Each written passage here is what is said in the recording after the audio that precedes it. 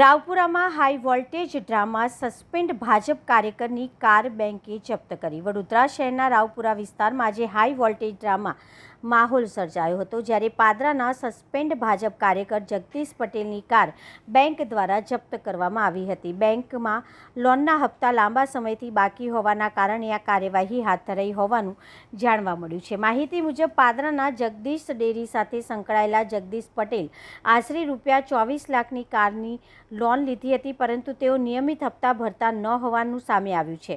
અગાઉ પણ પાદરા વિસ્તારમાં બેંક સ્ટાફ પાસેથી કાર આંચકી લેવામાં આવી હોવાની ચર્ચા છે, જેના કારણે બેંક દ્વારા ખાસ દેખરેખ રાખવામાં આવી રહી હતી। સૂત્રો જણાવ્યા અનુસાર બેંકને માહિતી મળી હતી કે કાર વડોદરા શહેરમાં આવવાની છે, જેના આધારે બેંકની ટીમે તકનો લાભ લઈ રાવપુરા વિસ્તારમાં કાર જપ્ત કરવાની કાર્યવાહી કરી હતી। ઘટનાના સમયે કાર પર ભાજપનો ખેસ તેમજ ભગવા ઝંડા સાથે મેલડી લખેલી પ્લેટ પણ જોવા મળી હતી। જગદીશભાઈ પટેલ ભાજપમાંથી સસ્પેન્ડ હોવા છતાં રાજકીય રોફ જમાવતા હોવાની ચર્ચાઓ પણ ઉડી રહી છે।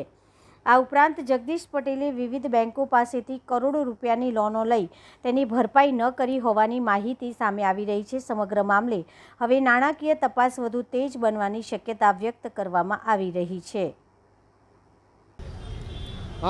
બેંક ઓફ બરોડા માંથી આવેલા છે। અમારે બ્રાન્ચ છે ROSRB, જે આ ભાઈ જગદીશભાઈ શાંતિલાલ પટેલ છે, જેને 2018માં કાર લોન ટોયોટા ફોર્ચ્યુનર લીધેલી હતી ₹29,75,000ની, અને ટોટલ અત્યારે સુધીનું ડ્યુઝ એનું છે ટોટલ બાકી છે 34,12,460 પ્લસ જે ઇન્ટરેસ્ટ છે અને પ્લસ જે કંઈ લીગલ ચાર્જીસ છે એ સાથે મળીને એનું ટોટલ ડ્યુઝ બાકી છે।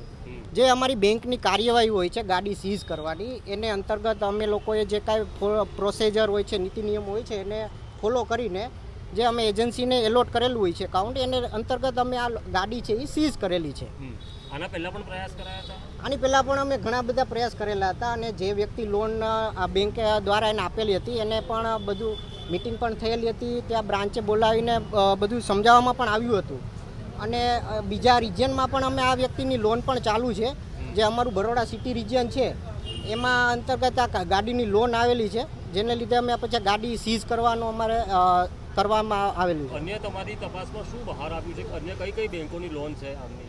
અત્યારે અમારી તપાસ ચાલુ, અન્ય બીજી બેંકોની પણ જાણવા મળ્યું છે કે બીજી પણ બેંકોની જેમ કે અમારા જે જાણવા મળ્યું છે જેમ કે SBI છે, એમાં પણ આ વ્યક્તિની લોન પણ લગભગ ચાલુ એવું છે। કેટલી રકમની એ અત્યારે ખ્યાલ નથી। અત્યારે કેટલા કરોડોની લોન હશે એવું કઈ ધ્યાન? ના, એવું કઈ ખ્યાલ નથી અત્યારે। તમે ટોયોટા માટે જ આવ્યા છો? હા, અમે તમારે સાથે સહકાર થાય છે આ વિષયમાં?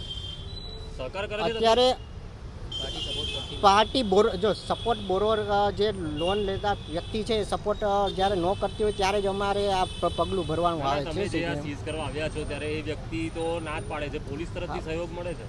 પોલીસ તરફથી અત્યારે અમારે એ જ કાર્યવાહી ચાલે છે કે જેથી કરીને અમે પોલીસ જો સહકાર આપે તો બેંકના જે કાંઈ લેણું છે અમે વ્યક્તિ પાસેથી પણ લઈ શકીએ। તમે પાદરામાં પણ આ ગાડી હતી ત્યાંથી પણ છોડી દેવામાં આવી?